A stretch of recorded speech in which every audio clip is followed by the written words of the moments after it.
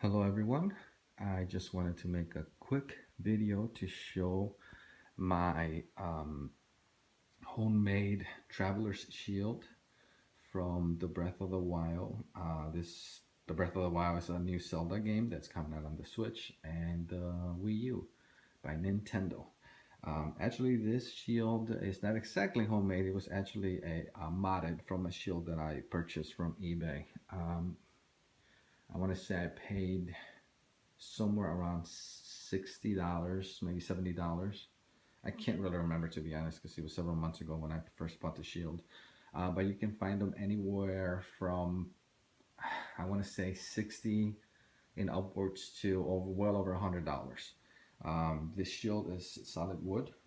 It has a metal edge here, and the hardware has a metal handle here and a leather strap. It looks like a small belt, and which I think that's what it actually is.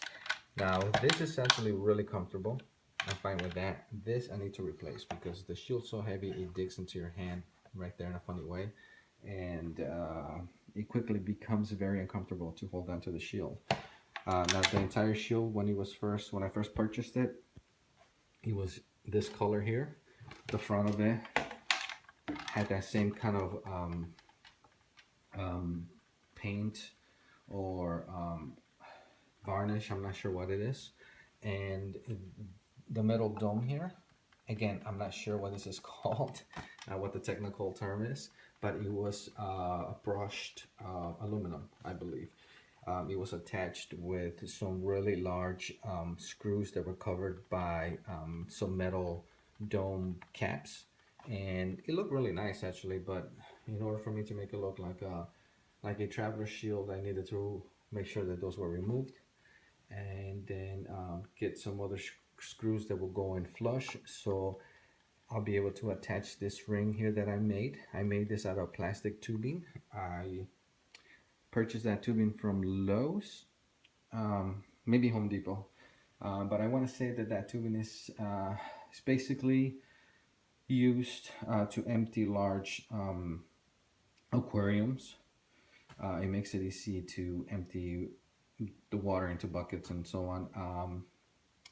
I I made it into a ring.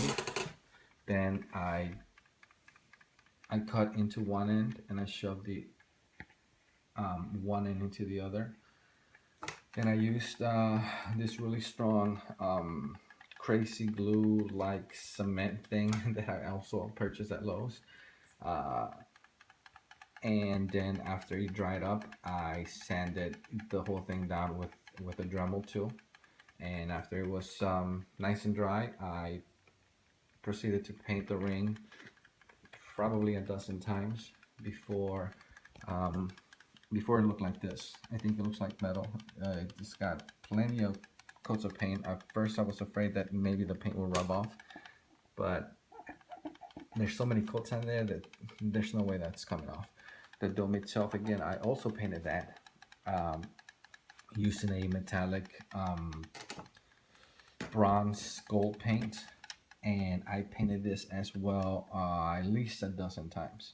I tried adding some battle damage, as you can see right there, right there. You can't really see it that much anymore because I used so many coats of paint that eventually it almost erased the bit of battle damage that I purposely added on the shield itself. But I think this part looks amazing. It actually looks like it's made out of bronze. But again, I had to paint and repaint that part over and over and over before finally achieving this look.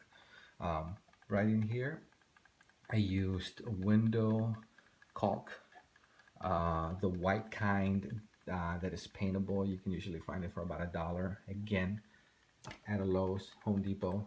I first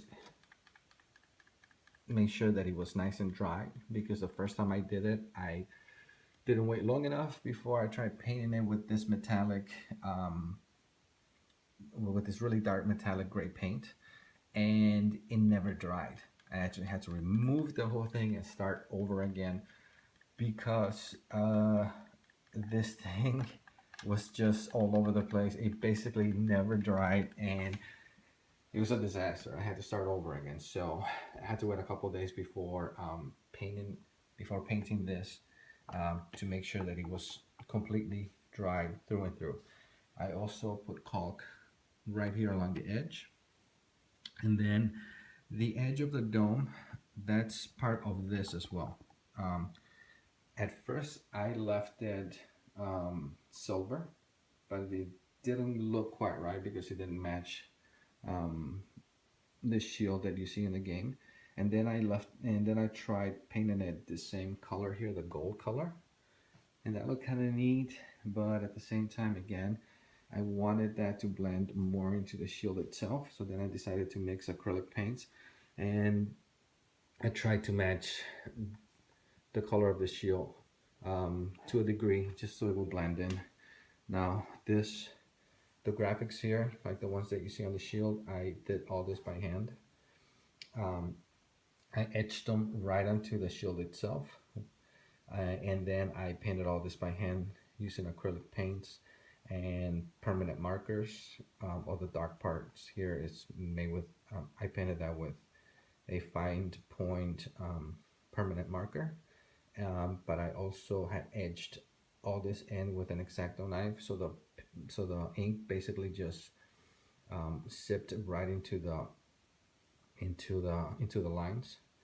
And then I used again acrylic paints to paint the rest of this dragon, snake, seahorse thing. I'm not sure what it is, but I think it came out pretty good. So I think that's it. The only thing that I really need to do is replace the metal handle in the back here, because this shield is actually really heavy, and when you if you carry it long enough, it actually hurts your hand. It digs right into your hand, right in there. So I think if I get something a bit more comfortable, it's going to be a lot easier to carry around. I think this shield is about 30 inches across, and I can't tell you how much it weighs, but it's probably a good 10 pounds because it's solid wood and basically metal, except for this part. Well, that's it. I made this for my son. He actually loves it. He's a huge fan of Zelda and Nintendo, and he keeps it in his room the whole time. It was for his birthday, and just need to make a couple of improvements, and I think it came out pretty cool. If you have any questions, if you would like to know anything else, if, I don't know, if you want to make your own, and just let me know, and I'll try to answer them as best I can. Thanks.